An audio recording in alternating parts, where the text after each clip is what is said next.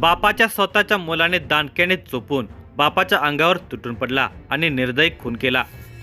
मंगळवार दिनांक 15 एप्रिल 2025 ची सायंकाळ मातोळा तालुक्यातील सिंदखेड गावातील नंदकिशोर बावनेच्या घरी वाद सुरू होता। नंदू बावने हा पत्नी कवितास अश्लील शिवीगाळ करत होता। दोघा पती पत्नीमध्ये होणारे वाद हे नेहमीचेच होते। पतीच्या नेहमीच्या त्रासाला कंटाळलेल्या कविताने अखेर उंदीर मारण्याचे विषारी औषध घेतले। कविताने उंदीर मारण्याचे औषध घेतल्याने त्या घरात एकच धावपळ सुरू झाली होती। मुलगा भैया उर्फ यशने आईला त्वरित उपचारासाठी बुलढाणा येथील खाजगी रुग्णालयात दाखल केले। अगदी वेळेवर उपचार मिळाल्याने कविता यांचा जीव वाचला। मात्र काही दिवस हॉस्पिटलमध्ये राहण्याचा डॉक्टरांनी सल्ला दिल्याने त्यांना पुढील उपचारासाठी भरती करण्यात आले होते। उपचारासाठी हॉस्पिटलमध्ये दाखल कविता बावने यांच्या डोळ्यासमोर स्वतःचा जीवनपट येत होता। सुखी संसाराची स्वप्ने घेऊन 22 वर्षाआधी नंदकिशोर यांच्या घरचा उंबरठा कविता यांनी ओलांडलेला होता। काही दिवस सुखाचे गेले होते। त्यांना भैया उर्फ यश नावाचे अपत्यही झाले होते। मात्र दारूच्या व्यसनात आखंड बुडालेल्या नंदकिशोर यांनी पत्नी आणि एकुलता एक मुलाकडे दुर्लक्ष केलेले होते। घरी नावापुरती सामायिक शेती, मात्र त्या शेतीमध्ये भागणार कसे म्हणून कविता मोलमजुरी करून चरितार्थ चालवत होत्या। नंदकिशोर मात्र संसारामध्ये हातभार लावण्याऐवजी पत्नी कवितासोबत विनाकारण वाद घालायचा।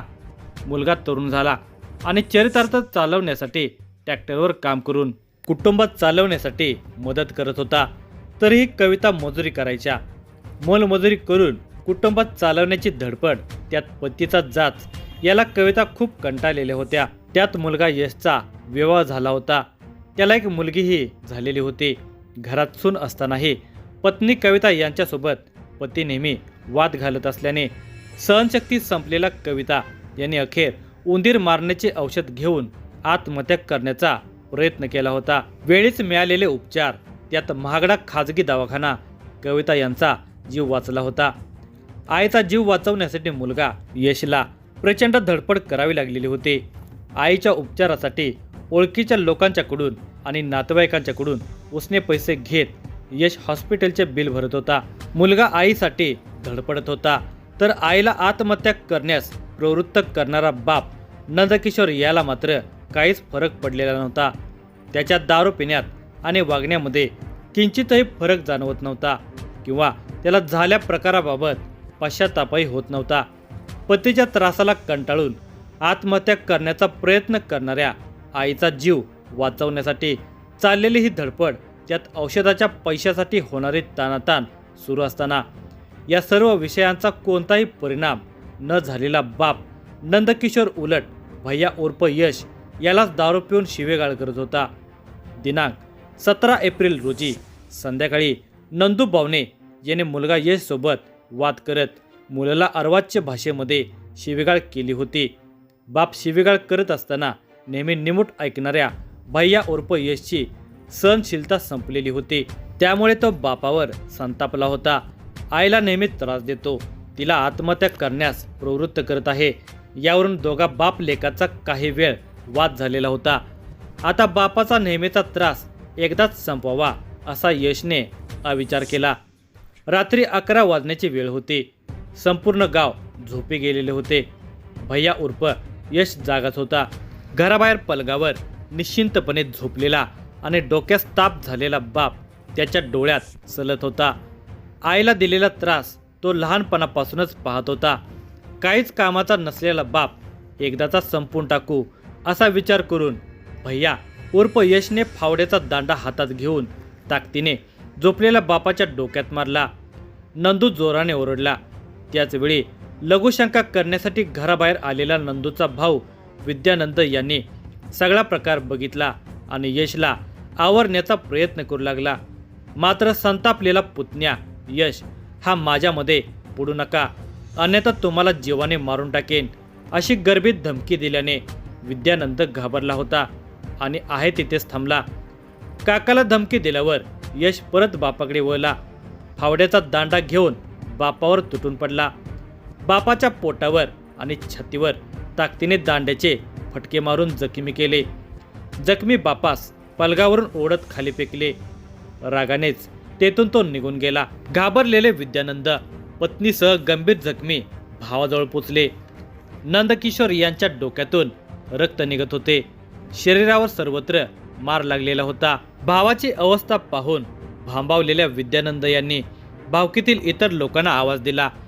खाजगी वाहनाने गंभीर जखमी नंदकिशोर यांना त्वरित उपचारासाठी बुलढाणा येथे हलवण्यात आले.